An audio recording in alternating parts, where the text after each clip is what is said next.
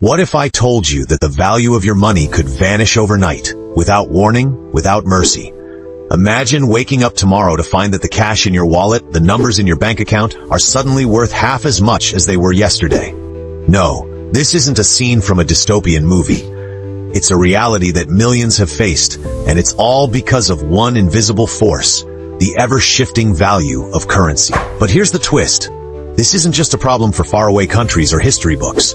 Every time you travel, shop online, or even fill up your gas tank, you're at the mercy of a global tug-of-war that decides what your money is really worth. Why does $1 buy you a coffee in Canada, but barely a sip in Paris and a feast in Jakarta? Why do these numbers change every single day, sometimes every single minute? Today, we're pulling back the curtain on the secret life of money. We'll expose the hidden forces that make some currencies soar and others collapse. You'll discover why trust, power, and even fear shape the value of every coin and bill in your pocket.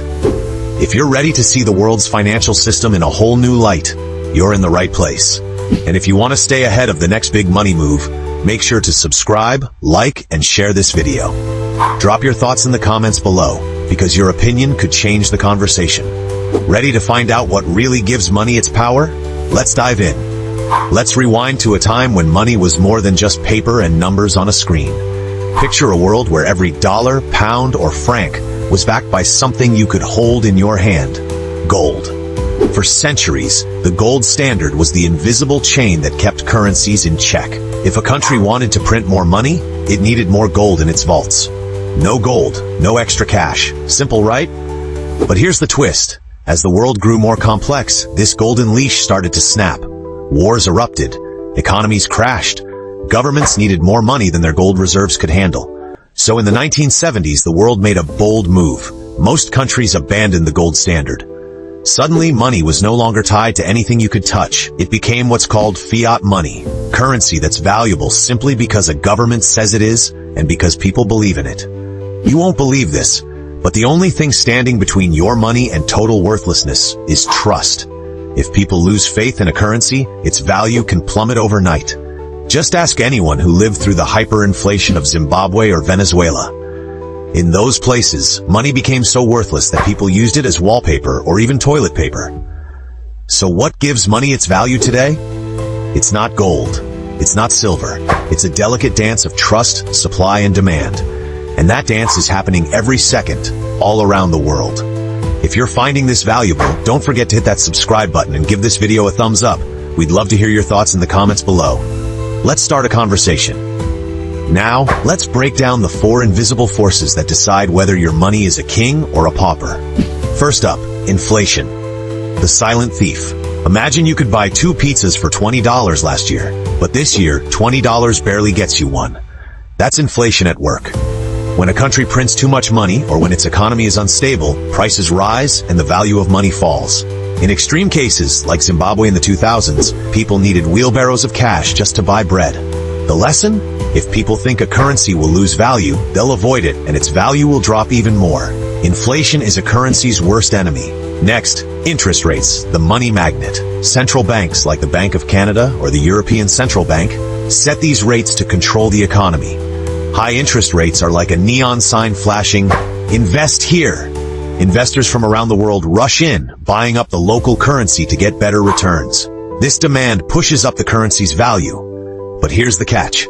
High rates can also slow down the economy by making it more expensive to borrow money. It's a balancing act, and one wrong move can send shockwaves through the global market. Third, stability and foreign investment. The trust factor. Imagine you're an investor looking for a safe place to park your money. Would you choose a country with stable laws and a healthy economy, or one with political chaos? Most investors choose stability.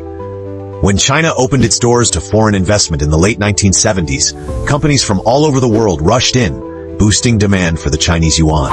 But if a country is drowning in debt or changing its rules every week, investors get nervous and pull their money out, causing the currency to drop. And finally, exports and imports, the currency tug-of-war. Every time a country sells goods or services to another country, it's called an export. When it buys from abroad, that's an import. To buy Japanese cars, Americans need yen. To buy Canadian maple syrup, Europeans need Canadian dollars. If a country exports more than it imports, other countries need to buy its currency, which increases demand and pushes up its value.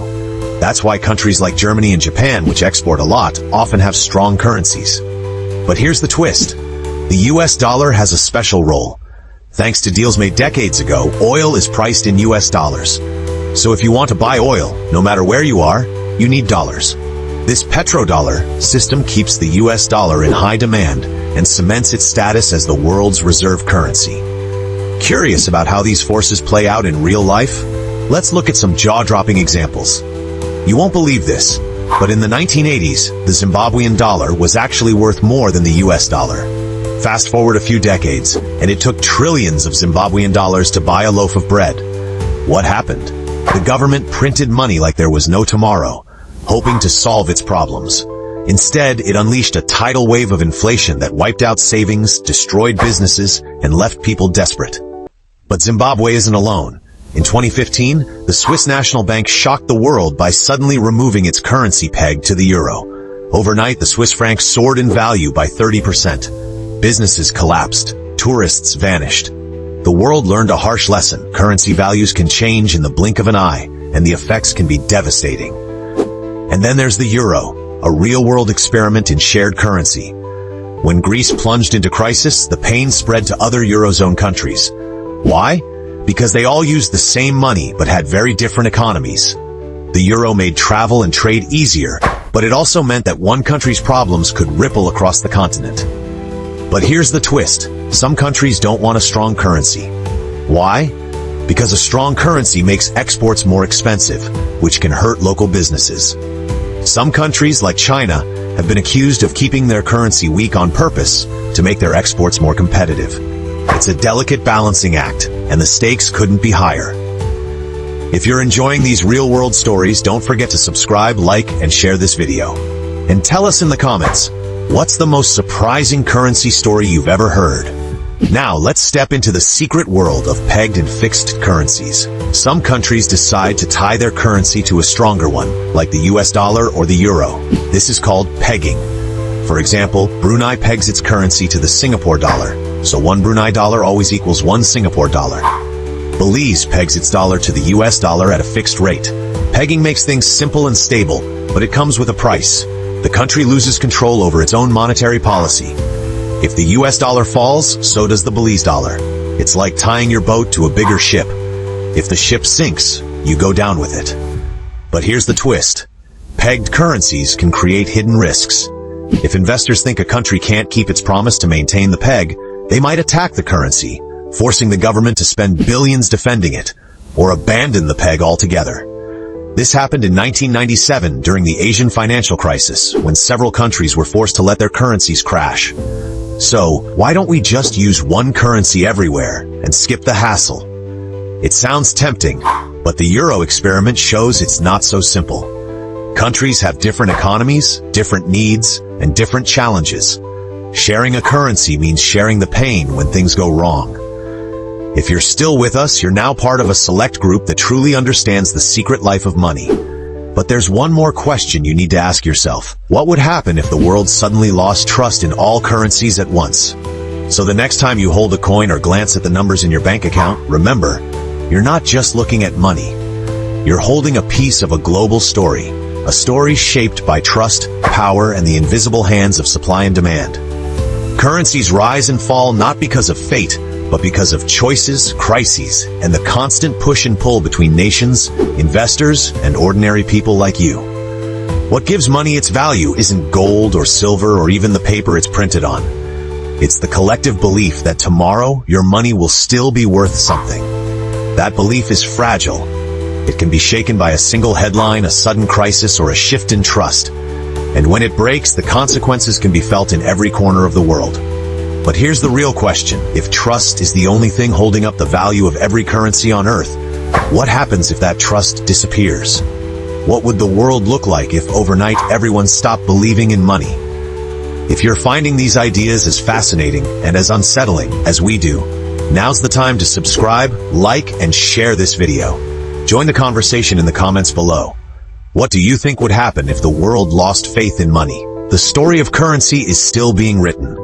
The next chapter could start at any moment. Are you ready?